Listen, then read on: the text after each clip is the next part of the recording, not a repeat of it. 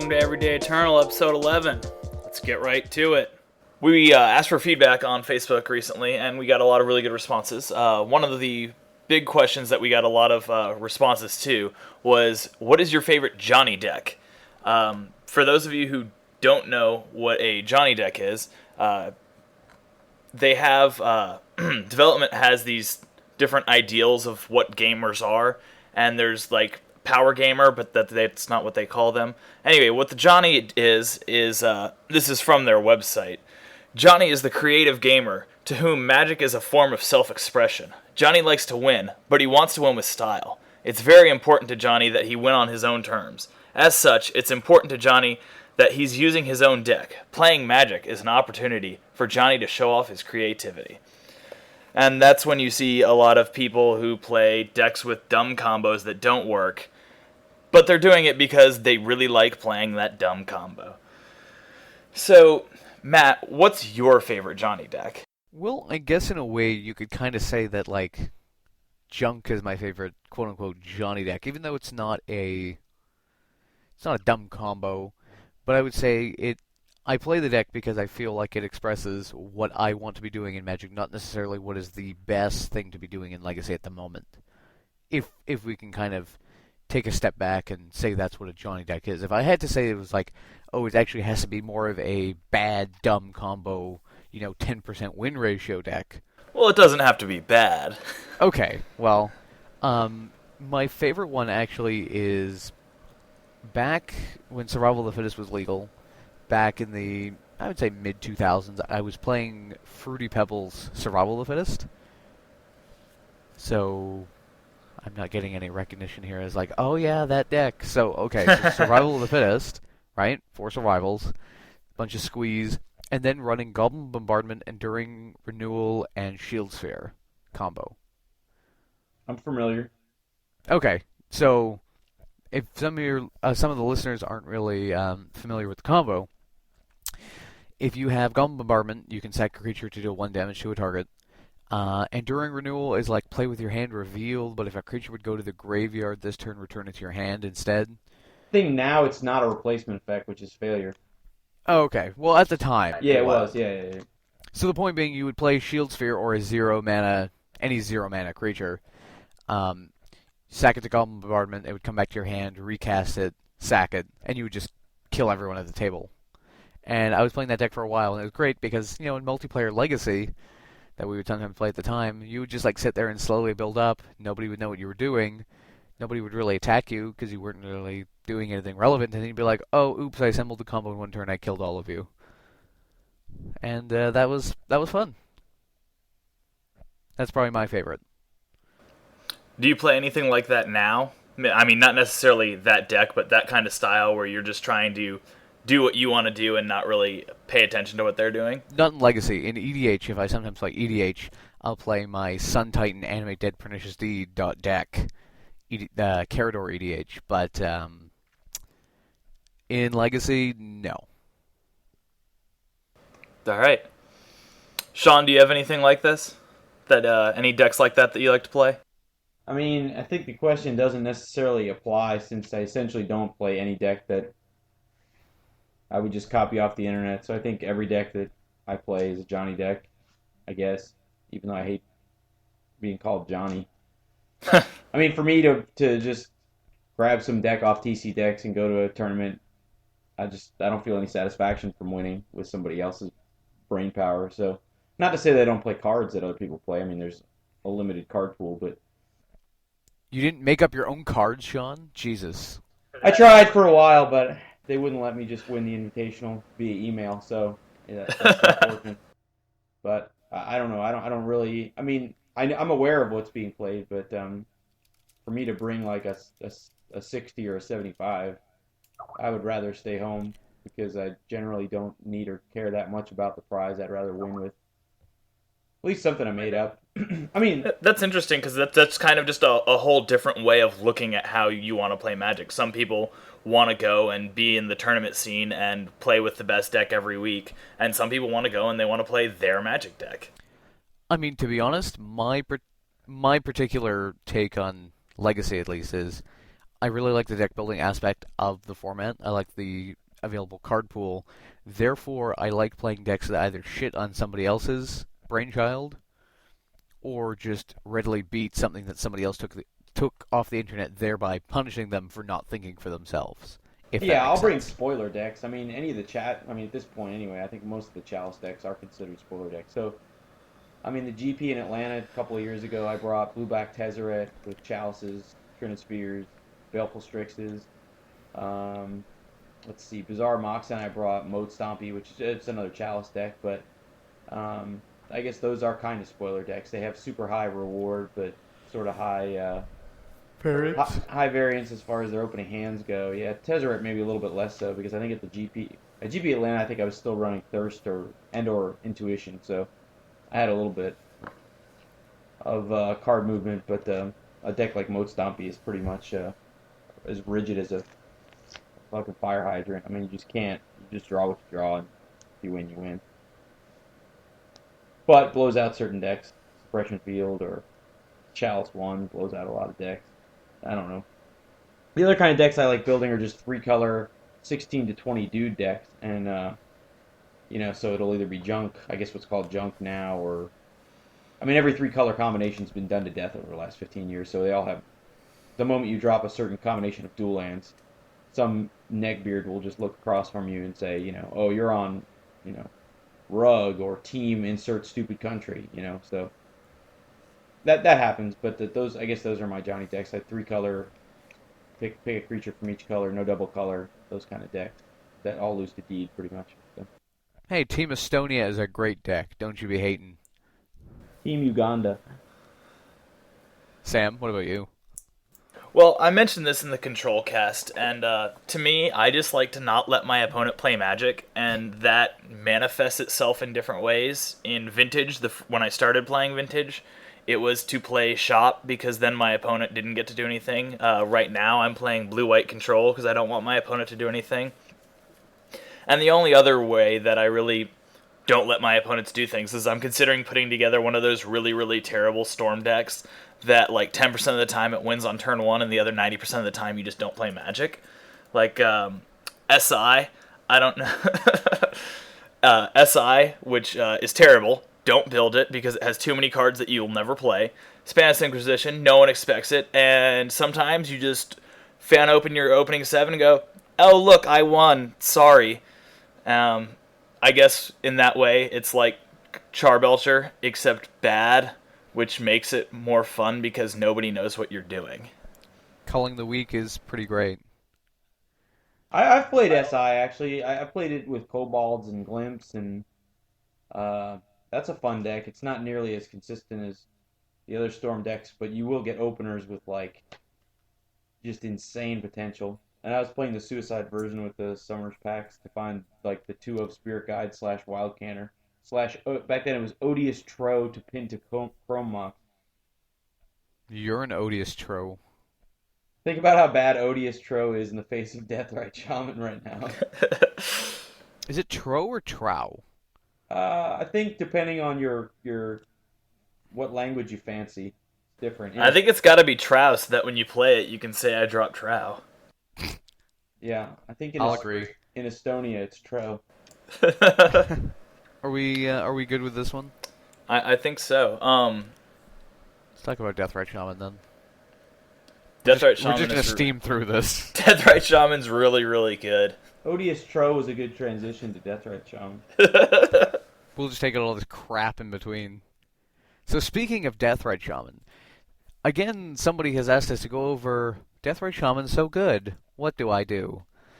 And we've talked about this many, many times, but I think the actual reasonable part of the question that we got was, what is Deathrite Shaman doing to the format, and is there a ban in the future? So maybe I'll kind of start off and then we'll go through. But so I think what Deathrite Shaman has caused the format to do is, A, it's given mid-range something to play with, which it never had before. It's actually made mid-range good, a real archetype that can compete in the format. I think people are just butthurt because my aggro deck is losing to your mid-range deck, but my mid-range deck is still losing to the combo decks. And hey, and the control decks, and that's the way it is. in terms of warping or what it's doing, it's causing mid-range decks to be super greedy as well, going into 3 and 4 colors without any basic lands because you think you have this one guy that's going to take you the entire game. And you know what? People just don't understand that he's only a 4 of. Most people are not going to be running 4 Deathrite Shaman, 4 Birds of Paradise, and hey, look, my mana is so consistent ever. You know, that's not what's happening here. People are just thinking that 4 Deathrite Shaman, no basics is a good way to start off a 3-color legacy deck, and it's most definitely not. I think there are so many ways to deal with it because so many people are in on this card. If you are a deck playing it, or even not, you can exploit the weaknesses in deck design because people are just getting super greedy with Deathrite Shaman. Do I think the card is bannable? In absolutely no way possible the card is fucking bannable. Sam? All right, well, that's a very resounding way to say that. I think there's a whole separate conversation we could have here about what makes a card bannable. I don't think Deathrite Shaman is bannable, which makes it kind of hard to have that conversation because we don't have something we can point at. I think what Deathrite Shaman has done, in addition to making people a little greedy, is a lot of people have been they want to play this card, and they've been kind of jamming into decks that slowly evolve into something real. And we've been seeing over the last several months that Deathrite Shaman will get crammed into a deck where it's the only black card or the only green card in the deck, and slowly but surely that deck gains more black and green until it becomes something new, and then that deck gets beaten by something else in the metagame and the deck goes away. And I think Deathblade is a good example of that. If you look over the last 1 or 2 Star City Games results, you'll see there's been none of these Esper Deathblade lists anymore. They're all going different colors. And it's cool because we get to see the format evolving and changing, but I think a lot of these types of decks just aren't that great. There's a lot of just, Deathrite Shaman is great, I'm just going to jam him in a deck, and if I jam him in a deck, I think there are people still playing basic lands, contrary to Matt, but I do think that people get greedy on their mana base. They say, if I throw in 4 Deathrite Shaman, I can remove 4 lands, or something like that. So I think in a lot of decks, it actually weakens them a little bit. I also think it's super easy to deal with. I mean, you've got all of the removal that's in the format. You've got all of the targeted ways to kill it, like Lightning Bolt that you can use at their face or at their Deathrite Shaman. And as we've said in the past, any graveyard hate automatically hoses it. So I think it's easy to beat. You just have to realize that it's worth killing. It is worth catching a Swords to Plowshares in the face or a Lightning Bolt in the face because it's going to deal damage to you over time and it's going to accelerate them out. And I think that's another reason that people are a little afraid of it, is being that it's only a 1/2 for 1, people don't see it as much as a threat until it kills them. Sean? Yeah, I mean, it's a good card. I usually kill it on the spot. I mean, some decks are stuck with just maybe 4 spot removal. Other decks, maybe like Junk, have some number of Abrupt Decay and some number of Swords, so they feel a little more liberal with respect to just killing it on the spot. But it's a terrific card. I mean, it's certainly not bannable. I mean, there's plenty of stuff that could be safely unbanned, to be honest. But I think one of the things that probably just puts it slightly over the top, and this is subtle, but the fact that it's a 1/2 puts it instead of a 1/1 is such a big deal. And like, you can't gut shot it. Yeah, I mean, you can't gut shot it. You can't hit it with any of the pingers. Zealous Persecution doesn't kill it. Electrickery doesn't kill it. Golgari Charm doesn't kill. Yeah, Golgari Charm. Yeah, I mean, it can block a 1/1 in theory. I mean, it's just that puts it can block and kill a 1/1. Yes, it can. But I think it's okay for the game. I mean, the fact that it's a well-designed card. It's a well-designed card when it's being played in Legacy and Vintage and not in Standard, so that makes me happy.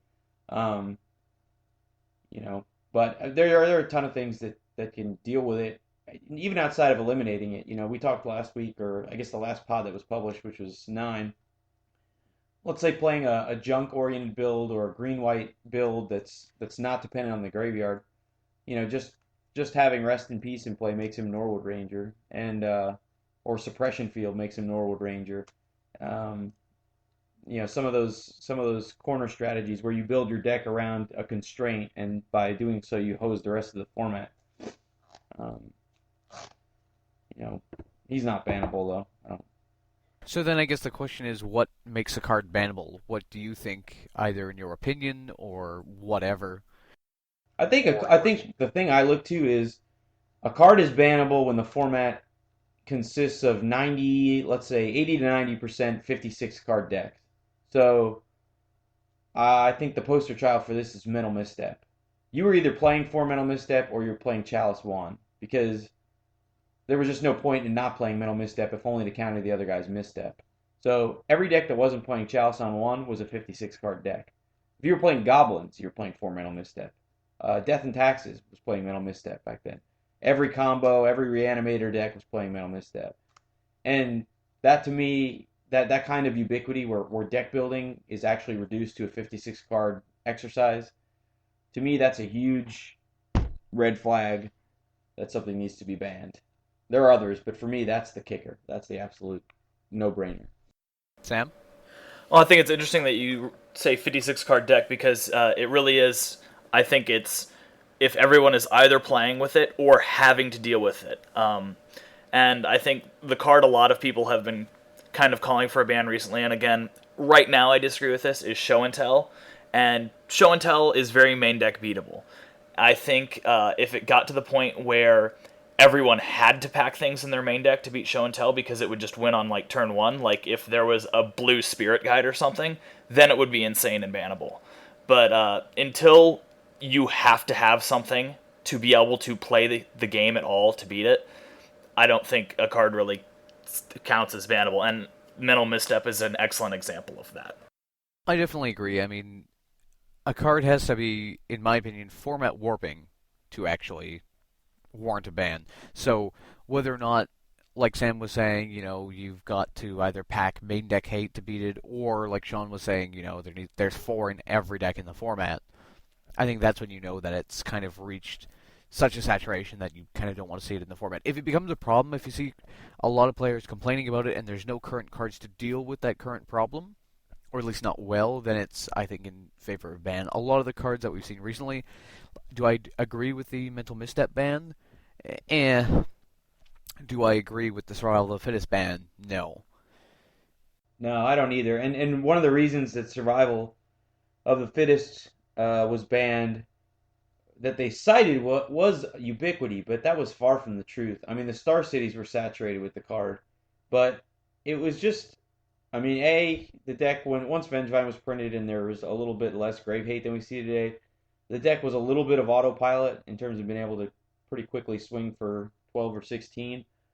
But Survival to me is a slow card. It's a card that now with Revoker, all kinds of Grave Hate. Surgical, yeah. If you want to go the angle of trying to leverage Survival to build your graveyard, you could spend 2 or 3 turns building your graveyard only to just have the whole strategy ruined.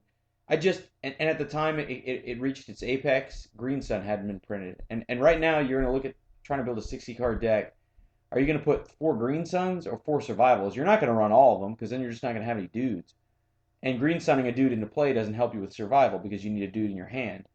So I just think that the deck space right now is just too constrained. And if you want to build into some really slow combo that eventually poops Iona into your graveyard that retainers back, how is doing it via Survival any more or less broken than just Reanimate or just Unburial Rights or something, or just Show and Tell into Grizzlebrand? Like, who? It's just no more or less fun or backbreaking than any of those plays. And the only other argument I've heard about Survival was that it was so consistent. And you could say the same about a lot of decks. I mean, Survival is in fact consistent. Consistency is a goal. Yeah, but it's just really, it's slow in the face of what other things are happening. Like, well, I think Survival brings up the interesting point that the DCI has said that they work on the philosophy of banning the enabler. So a lot of people, when Show and Tell was banned, said, you could have just banned Vengevine. And, I'm sorry. A lot of people, when Survival was banned, said you could just ban Vengevine because Vengevine's the real problem. And the DCI takes the side of saying we would rather ban the card that enables this to happen than have to continue banning the thing that broke that card. And going back to Show and Tell as a possible ban target, that's the reason people think Show and Tell will be banned instead of Emrakul, is because Show and Tell is what allows that to be broken. But so does Gaze Cradle. Yeah, so do a lot of things. I just wanted to point out that they're big on the enabler thing, and in fact, when you look at recent bans, the only one that's really not an enabler is Mental Misstep, and Mental Misstep falls under the "this is not fun" or the "this is a 56 card deck." Yeah, I mean, if you look at some of the other targets, I mean, in my opinion, and when I cared more, I wrote about this online before the internet got flooded with retarded people. But things like Black Vice, I mean, Black Vice is so not ban worthy in Legacy. If the criteria is, the games where I Vice you on turn one and it does 5 damage. I mean, how is that more or less fun than, having a Island Ponder Go, untap Ancient Tomb, Show and Tell, Omniscience? It's just not, to me, funness is just it's just a tough thing to quantify. Black Vice is the worst top deck in the history of Magic. It's worthless in decks that want to do anything but really the only deck I think it would go in would be Burn. Yeah, to be honest. And and it'd be a bad top deck. It's way worse than Lava Spike, I think, over what's the horizon for a Burn deck? They want to win on about the 4th turn. Yeah. I mean, literally, then you're talking about almost always having to cast Black Vice in the first 1 or 2 turns. And it has a little synergy with Goblin Guide in that, if they draw lands or whatever, it'll fill their hand up. But there are so many 1 casting cost 3 damage spells now, if you count Rift Bolt, that it would be really, really hard to fill your deck with, 4 Bone Flutes, basically, after the person gets down to 4 cards. So, and then, its other fringe uses are in, again, 2-card combos, Stasis, or anything that forces a draw, like Prosperity. But, none of those strategies are even remotely viable right now. So, why not introduce that card and see if those strategies can go anywhere? Like, I think even unbanning Black Vice, Stasis, or Pros Bloom or something would still have a hell of a time trying to get anywhere. The other thing I could think of is maybe some kind of straight prison strategy with Armageddon and Winter Orb. Like in stacks or something like that. Right, but what does stacks want to do the most in Legacy? They want to play a Chalice on one. Right, so you'd have to, you'd be looking at your deck and you'd say, wow, this sucks. I can't play Chalice on one because I won't play Black Vice. So, again, the card just isn't ban worthy, and it's banned, and it's just kind of embarrassing. Well, and as an example of cards that could be unbanned and not do anything, when they unbanned land tax, saw a splash for like 2 or 3 weeks, and then pretty much everyone said, you know what, this just isn't playable. And short of about a month after they banned it, I've never seen it played. Correct. I've never seen it since. I am considering playing it later on today, just because I think the Stacks Rack is a hilarious combo, but I do not plan on winning with it. My store has too much deed for me to win with it, but if you know what you're doing and you have the right components out, tax rack, top. If you have tax rack and top out, you're effectively drawing like 8 cards a turn, and it's insane. But if your store is full of pernicious deed, then you just get 9 for 1 and lose. So. And there's so much setup involved in getting land tax to be good that, again, it's hard for it to be viable when there's so much stuff you have to do when you could just be doing better stuff. Well, it's another card that requires, even before runtime, so to speak, at design time of your deck, you have these massive constraints you have to adhere to even have the card function. Like, you actually need 8 to 9 basics to really do anything with it, Well, you need the basics, you need the land tax, and you need the scroll rack. So you're talking about almost 15 to 20 cards just right there. Yeah, it's it's a fine card. Earthcraft could be the same thing. I mean, people point at Earthcraft, and nobody can make a cogent argument about how it's going to explode, and they yell about Squirrel Nest, like a 2-card green green green 1/1 combo that requires a basic forest that makes a bunch of tapped dudes, and you have to pass the turn with Tapped 1/1 dudes. tapped 1/1 dudes. So what you're saying is it's like worse in Treat the Angels. It's worse than every other 2-card combo that's currently played. I mean, Entomb, Reanimate, Show and Tell, pick a card. I mean, it's god awful, and it requires these massive deck building constraints. Honestly, if they unbanned Earthcraft, I would think like it would probably just go in green aggro decks, like an elf deck or something, as rampant growth, and maybe they sack into like a 1 or 2 of Squirrel Nest just as an oops I win. But again, like so many cards have been printed in the green space that like, what are you gonna not play in your elf deck to play Earthcraft to untap your basic forest with your, we've got Heritage Druid now, Birchlore Rangers. I don't know. Earthcraft would be a played card, but you would not see 6 of 8 at a Star City with 4 Earthcraft. I mean, you'd see 6 people at the entire Star City with Earthcraft. Right. I'd play Earthcraft. Yeah, I think it's an interesting design space that really hasn't been explored because it's been banned for so long. But I think another card that could easily come off that's not doing anything right now is Mind Twist. Mind Twist is fun in Cube because, gotcha. I get to, twist your hand away. It's great. Not doing anything.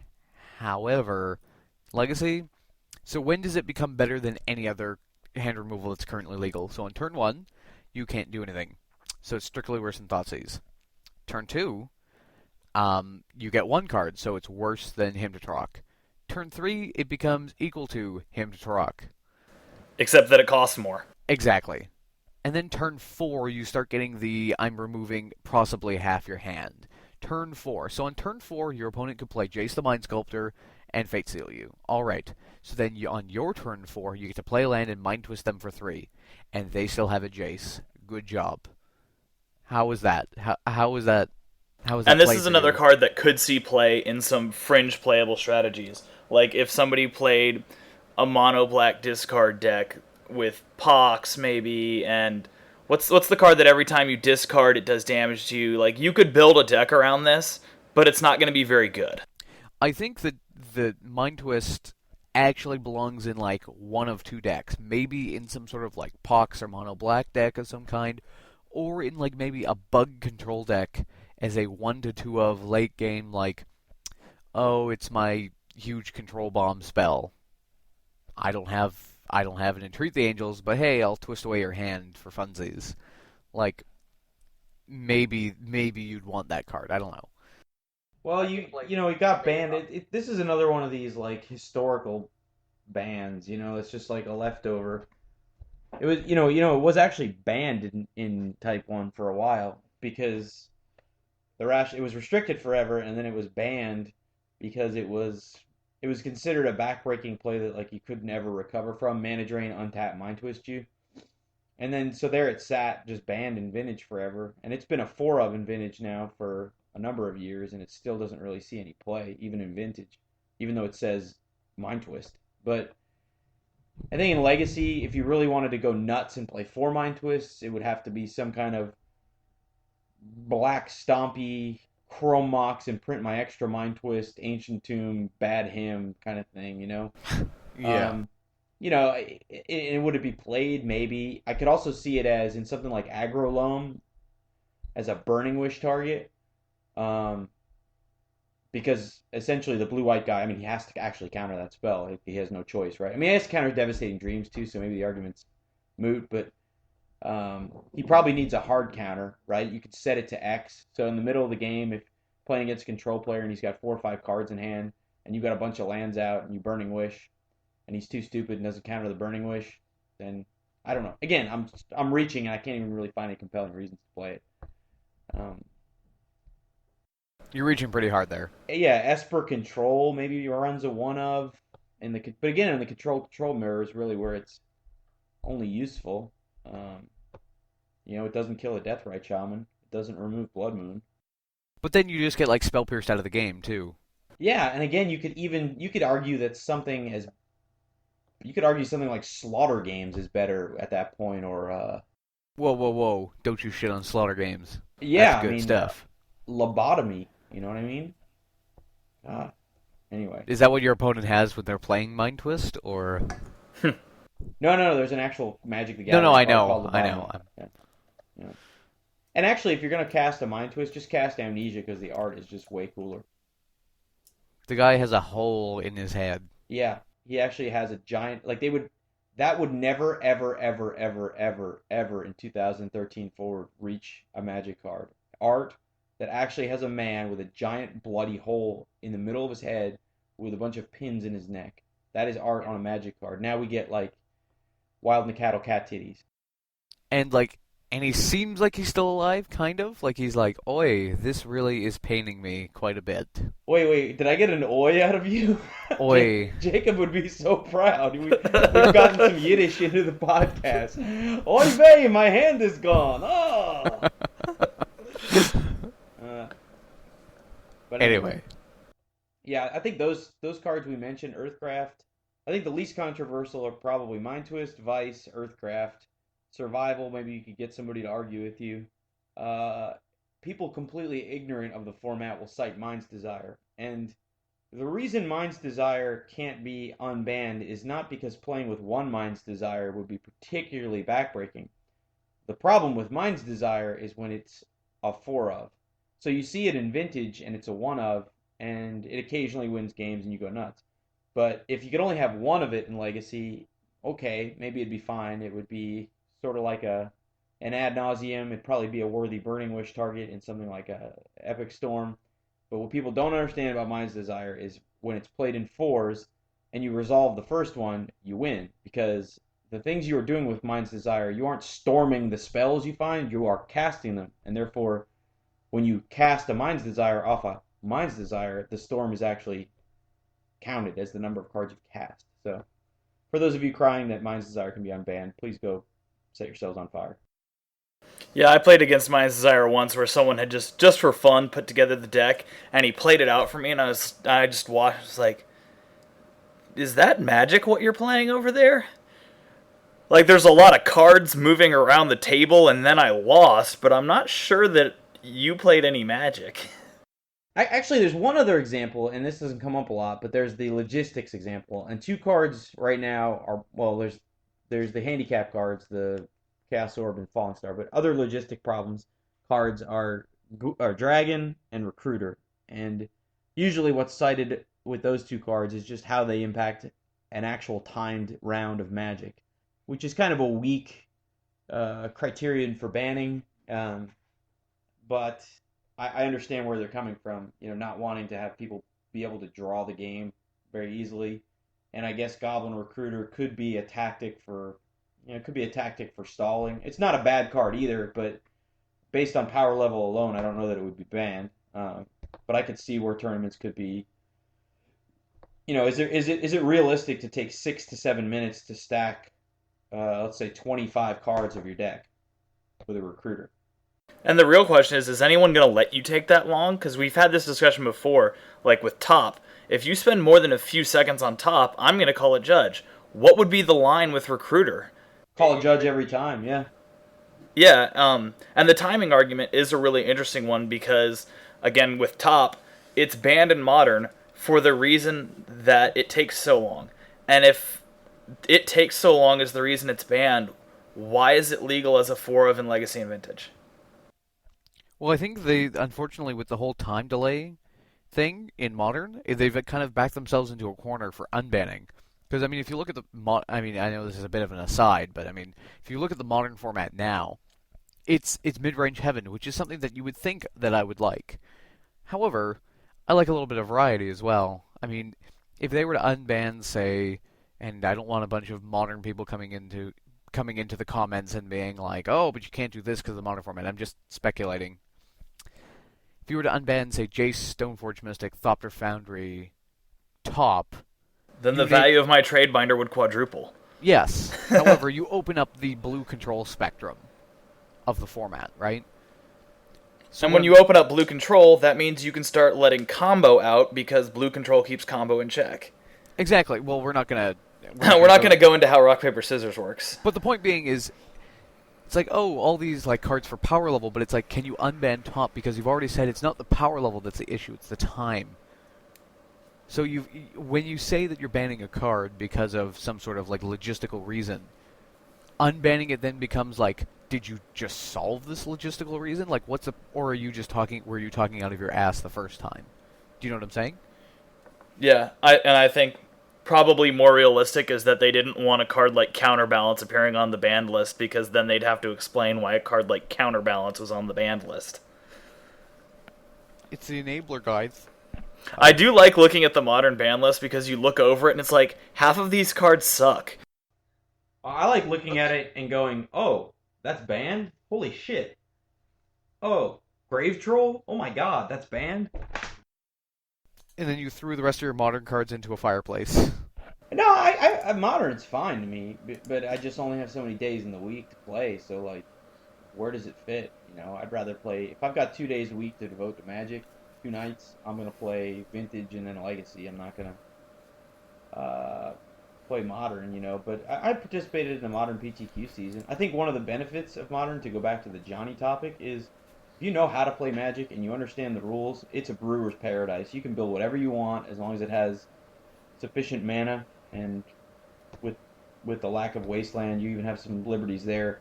You can play just about any well-conceived deck in Modern and have a chance to win. I mean, because the format's so slow and everyone playing it is so dumb, and the decks are just absolutely Xeroxed off of whatever run win the last Magic Online. You know, that's the other thing too, is it has an online metagame, because you have all the cards for Modern online. So that format, is just Xeroxed 75s. So you can brew just about anything, and you have a chance to win. You know, unlike trying to build Do Still and take it to a Legacy GP, you're not going to win. You know, you might go 6-3 or something, and be able to laugh about how you killed somebody with Boros Battleshaper, but you're not going to win no matter what you do. But Modern is ripe for building whatever the heck you want to build. You can take any 3 colors, slam any amount of good creatures into the deck with some disruption or some removal, and you have a shot to win. So that's the plus side of Modern. The downside is the ban list is stupid and the power level of the cards is kind of sad. But anyway. Well, that's a really great segue into our next topic. Deck building. Deck building. The short version of the question is, how do you build a deck? And when they say that, we don't mean how do you build the perfect 75. We mean, what's the thought process involved with brewing a whole deck from start to finish? And see, what the first thing you do is you go to www.starcitygames.com and you click the decks button. And then Sean yells at you. I was going to say, I don't have my letter opener to stab you with right now. Hold on. So, I mean, I can talk first about this if you want. Go for it. So, I mean, with deck building, it depends on how you're... First, I mean, what are you trying to do? Are you creating a meta deck where you're like, oh, I think the format is weak to this, therefore I'm building this? Or are you building around a certain card? So, for example, like recently I was building one of each of these types of decks. So I was looking at the format and I'm like, oh, I think an interesting and novel deck in the format could be a Rug Counterbalance deck that I've been talking about for several weeks with the cast now. And I think the deck has potential. Why? Because of these reasons. And it was a novel approach just due to the fact of the way the format was going, so hey, let's try this. Another deck that I was building was a Thopter Foundry deck, so I knew that, like, okay, the format doesn't do well against Thopter Foundry, so what can I put that combo in, or what can I put around this combo to kind of build it up and make it into a possibly tournament-worthy deck? So I think that's the first thing you have to decide in building any deck is, are you improving a current deck, are you building around a certain card, or are you doing something totally different and just exploiting a weakness? Sam? Yeah, and we've done this before on the cast kind of on accident. We've built a metagame deck, just saying, okay, the format is weak to this, this, and this. Oh, hey, we're already at like half the cards we need. And one thing we do want to point out, as much as some of us sometimes make fun of people who do just go out and grab a deck list, you can have parallel evolution where we both come up with this idea separately. Where, as an example, there have been rug counterbalance decks before, and Matt's list might be exactly the same list as something that was seen a few months ago. That's now good again because he started with the same basis. These cards are good, and I want to play in this way. Matt and I kind of brewed up an Esper Stoneblade list about a week ago. Just kind of the question started: what would you have to do to make Esper Stoneblade as Stoneblade, not as Deathblade, viable again?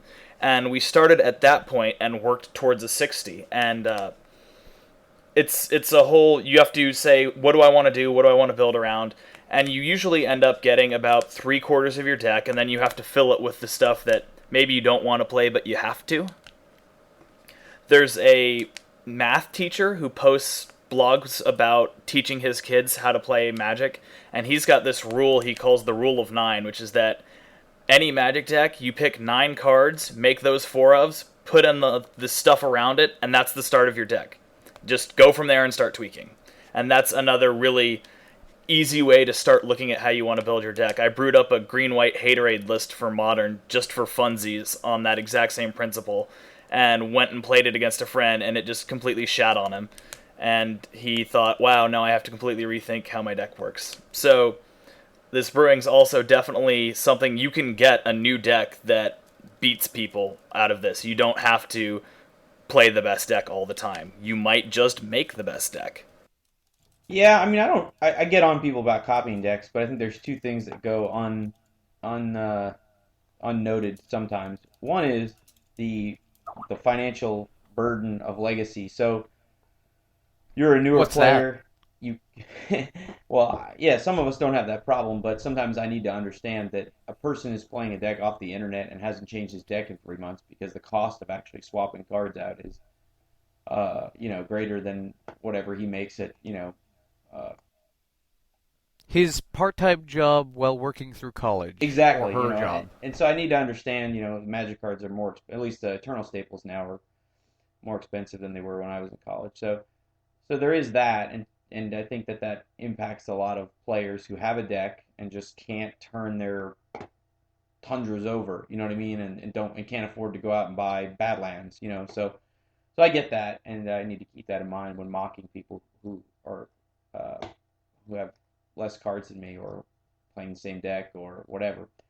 But I think some players now, or I put on my get off my lawn hat, but some players playing now don't have a good fundamental idea of how the game actually works before they copy the deck and bring it to the store. So there's this uncomfortable period of however many weeks or months or years in the case of some particularly mentally disadvantaged people, where they just don't know what they're doing, and they don't know what they're doing because they didn't kind of what Sam was alluding to. They didn't learn it. They didn't learn how to build that deck from the ground up, and they don't actually know why the cards are even in there. Um, so, I think the classic poster child for this is any of the cantrips. Watching a new player who buys some brainstorm deck off of the internet, sits down at a Star City, plays a Scalding Tarn, fetches a Tropical Island, and brainstorms on his first turn. And you're pretty sure at that point that guy is just a rube, and he doesn't understand why that card is in the deck, and he doesn't understand, the interaction with the fetch land. He doesn't understand any of that stuff because he didn't build the deck from the ground up. So, And I know Kobe talked about that the other day. He said that he played a 75 where he basically couldn't find cards number 74 and 75, so he just threw something in. And 2 weeks later, he saw that exact same 75, and the guy had no idea why those two cards were in there. He had never sideboarded them in. And Kobe just told him, was like, yeah, those are there because I couldn't find the cards I wanted to put in the deck. That's the reason those terrible cards are in your deck. yeah, yeah, but deck building takes time. It takes access to a card pool. Maybe not so much with something like Cockatrice, but you have to have a fundamental understanding of what's going on in order to build a deck, and that doesn't necessarily come first. Playing for a while comes probably first. People don't want to just go read articles about math and Magic and variance and the hypergeometric distribution. I would rather play Magic than read those articles. Well, exactly. Yeah, you'd rather just go out and play Magic. So you have to have something to play. So you copy a deck, start playing it, and maybe learn the ropes from just playing that deck.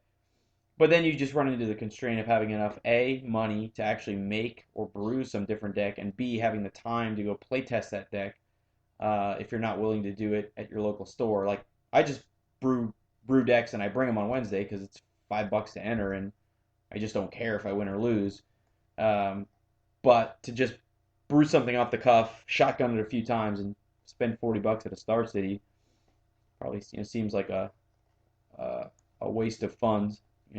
So That's a good point too. Is that sometimes it's almost like a PTQ where you might not play the deck you want to play. You play the deck that's you think is actually best right now, and maybe you play something cool on Tuesday at your local game store. But if you're going to pay $40, you're going to play to win. You're not going to play to have fun. yeah. Yeah, I think part of the issue is a lot of people are maybe playing these decks, but then, like you said, not understanding what's going on. So I think the best kind of quote for this is like, it's not practice that makes perfect, it's perfect practice makes perfect. So if you're kind of continually making the same mistakes because you have no idea what's going on, you're just going to play the deck like a bag of shit every single time, and maybe you'll slowly improve as people point things out to you. But unless you have somebody or a group of people, or you understand the basic theory of what's going on, you're not going to get very far with any particular choices. Live to win till you die. Sorry. And I can admit to doing that. When Deathblade first showed up on the scene, I thought it was a really cool, interesting deck, and I threw it together because I had all the pieces for it. And I played it for about 3 weeks in a row at our local game store. I happened to have a lot of off time, so I played it almost every day. And at the end of the 3 weeks, I was like, either this deck is terrible, or I just don't have the sensibilities to play it. And I dropped the deck and went on to win 2 weeks in a row with Rug Delver. So sometimes it's not even that you don't understand it, it's just that type of deck just didn't work for me. And this entire brewing section has turned into a commentary about how some people in the Magic community don't like it when other people net deck. Well, that's not the case. I mean, let's try not to turn it into that, because that's entirely not the case.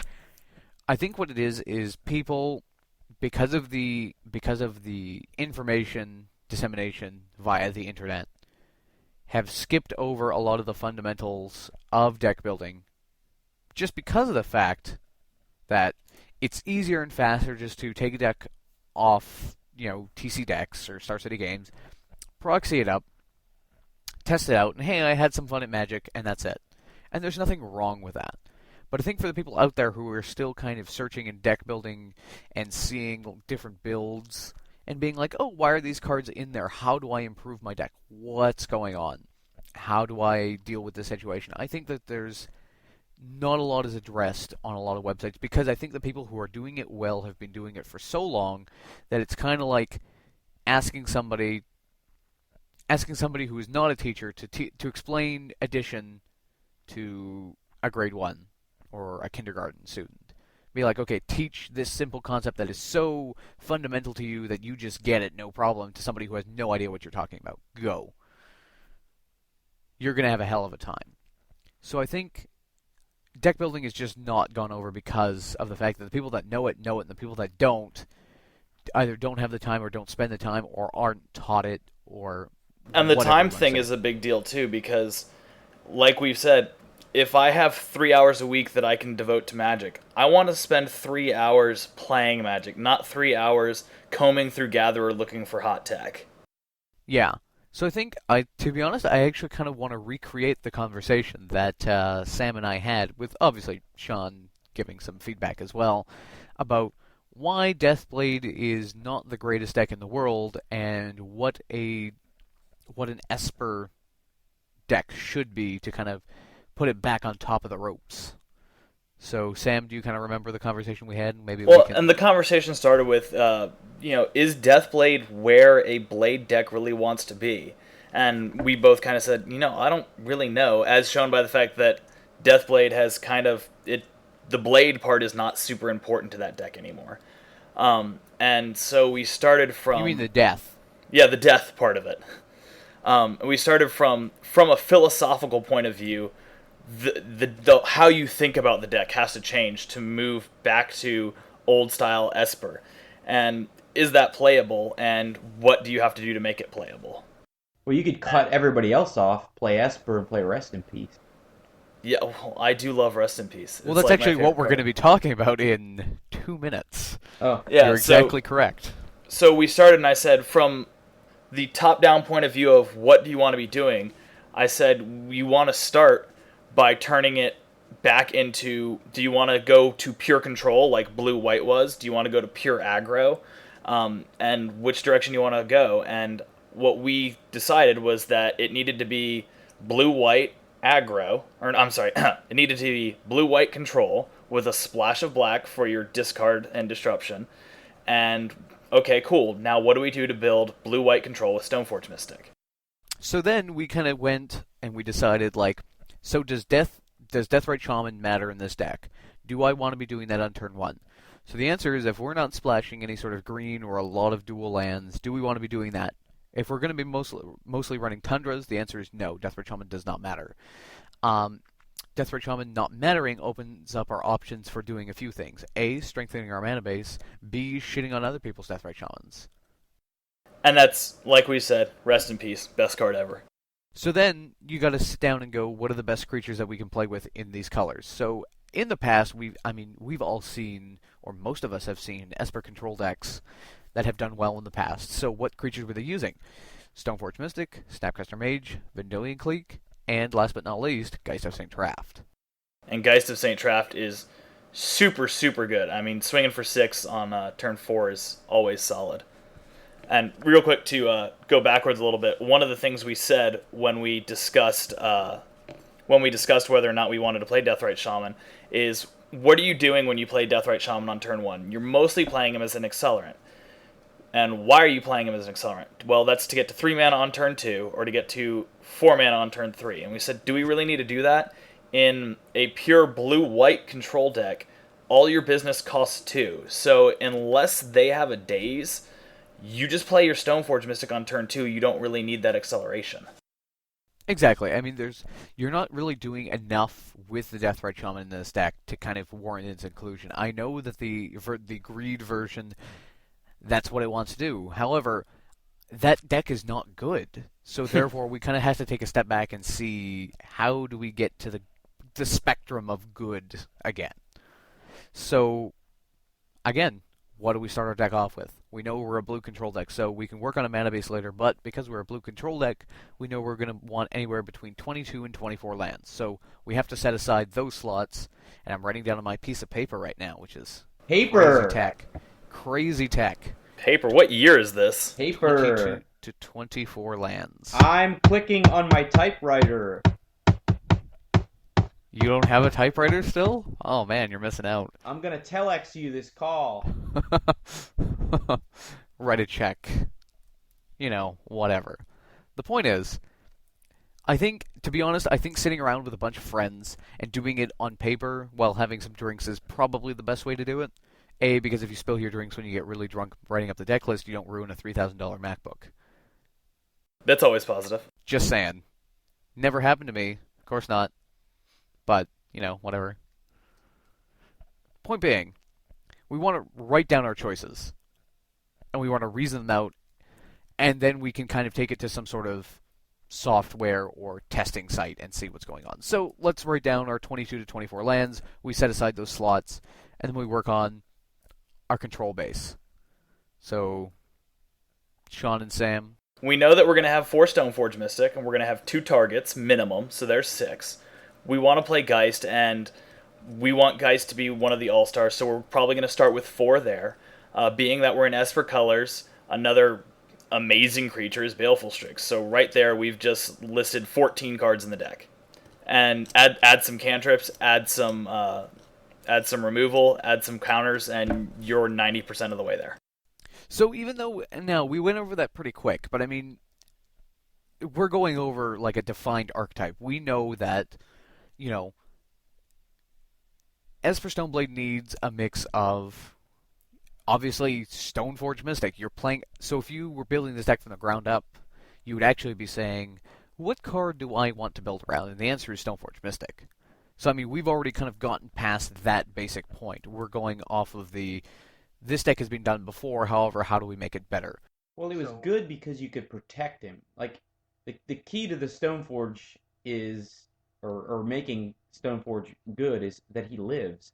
So you either need to get him up front and protect him with targeted discard, which you get from black, or on the backside, protect him with counter magic. If you really want to run him out there quickly, force the removal, or sandbag him for a little while until you can maybe cast a Spell Pierce or a counterspell or that kind of thing. So the deck has to have a way to protect him, whether it's free counter magic or discard up front. That has to be built into the deck. Otherwise, he's just Steel Shaper's Gift.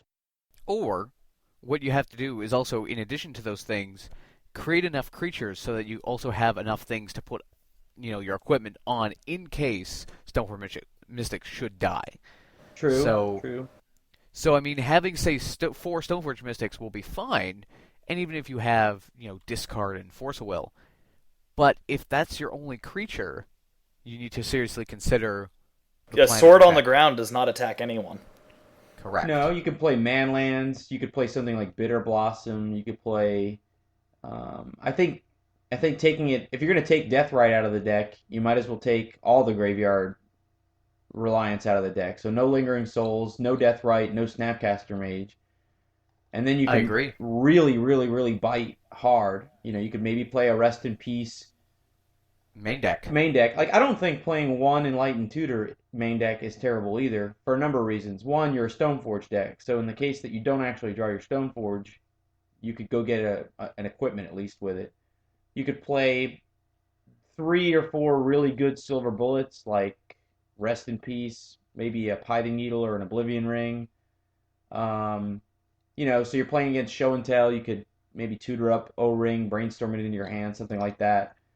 It opens up the door to artifact creatures too. So, in your sideboard, you've got, Either Sworn Canonist maybe, or Rule of Law. I know Enlightened Tutor is card disadvantage. People like to say that, but it's still really good against. But if it wins the game, that's not really a disadvantage. So I think that's also an interesting novel angle that hasn't been explored. So that's definitely a possible inclusion for sure. So going back over our list, we have our 14 cards so far. So we have our Stoneforge Mystic, our Geist, our Baleful Strix, and our targets. Great. So that means we're up to approximately 38 slots total out of a 60 card deck. So, I mean, we're still going to need, we know for sure, 4 Brainstorm. Put that there. 4 Swords of Plowshares. Can't leave home without those. And Sam, you were saying something? Well, and that right there puts you up to 52 cards, by the way. So, what are you doing with those last 8? Or those last 10, I guess, if I mathed wrong.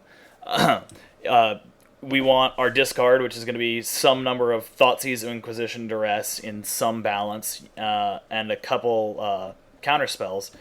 Then we do this whole analysis. Are we playing enough blue to throw Force in there, or do we need to play Spell Pierce and Daze and things like that? To go back in time just a little bit, we mentioned possibly playing Manlands, and looking at the past is a good thing to do in some of these when you're trying to rebuild a deck. Looking to the past is always good. And if we're saying Manlands, we could go back to 2 Mutavault and 4 Spellstutter Sprite, and it's a counter spell that attacks. That's a possibility, and that might be a possibility you immediately say, nope, that's not where I want to be, but maybe just, we're brewing here. Yeah, so we know we want like Brainstorms, we want Swords to Plowshares, possibly Counterspell, Clique. There's so many ways. We're not going to fill out the rest of the deck because secret tech, that's what we want. But also too, there's so many different directions that you could take this depending on personal preference and metagame that, us just giving you a deck list is that's so fun. However, I think one of the key things that I also focused on was going after the Miracles mana base, quote unquote, that I like to copy for 3 colors decks now is actually just the 5 basics mana base. 3 of your primary color, and 1 of each of your off colors. That's always positive. Gets around Wasteland, gets around Blood Moon, and it solves a lot of potential problems to do that. And while it's not, while you would much rather have a Tundra than just an Islands or a Plains, sometimes just an Island or a Plains is really a lot better. The other reason we don't want to flesh out the whole deck is that at some point your brewing needs to be based on what actually happens. So you throw together this 60, and this 60 is not perfect by any means. You know, some of these 4 ofs maybe could be 3 ofs, some of the, like, one of the 1 or 2 ofs we might increase, and sometimes you need to get that 60 thrown together so you can start testing with it and seeing what it's missing. Because obviously, we just threw this entire deck together in about 5 minutes. It's not ready for prime time yet, but it's ready for, I don't know, medium time? Cockatrice? Cockatrice? It's ready for FaceTime. Oh, yeah. Fuck it, sleeve that thing up. Yeah, or sleeve it up. Just get some old shitty, well, not old shitty, it could even be Theros garbage that you just opened up yesterday. Get out your nice brand new Sharpie, and oops, start sleeving up those Sharpied cards, and suddenly, hey, you've got a deck that you can test with your friends. I use Russian Zendikar commons for my proxies. No! Because I bought a case of Russian Zendikar and I have all those commons that don't do anything. Give them to me. What are you doing? I mean, they're the bad commons. I already pulled out the good commons. You're still a horrible person. Anyway, the point is, you need to actually... I'm not saying you, all of you listeners, get up off your butt and start... No, it's just something that you need to do on your own to kind of get the experience as well. I mean, you know, if you have your mana base and you have the cards that you want to play... Also, too, a lot of people actually don't do the mana ratios, which I found really weird. So there's a program. What was the program you were using, Sam? There's a lot of them that do that, but I use Tapped Out because you can just copy and paste a deck list in there, and it gives you these graphs of what your mana distribution is like in terms of where you're using it, and what your mana distribution is like in terms of what mana producers you have. And again, while those kind of tools aren't going to give you exactly what you need, you can look at it and say, oh, the land base I built has half as much white as it should. I need to tweak this. So, are we more or less good on brewing? Yeah, I need to go get some Dunkin' Donuts, so we're gonna have to wind this down. All right. Okay. So we got nothing else. We stop recording. All right, let's wrap this shit up. All right. Yep. I'm gonna go get coffee now because America runs on Dunkin'. Canada runs on beer, but America. I thought Canada run on Tim Horton. It's Tim Hortons. Oh, yeah. Sorry. Canada runs on Tim Hortons. Oh, yeah. Canada runs on Bryan Adams. It does. And Justin Bieber. Anyway, thanks for the cast, gents. So thanks to everyone who provided their feedback that helped make this episode possible. We always appreciate more. In fact, we've got a little more waiting for next cast, but any more questions, comments that you've got, send them to us. Twitter, we're at EternalMTG.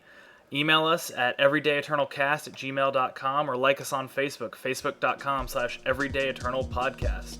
Thanks for listening. We'll see you next time.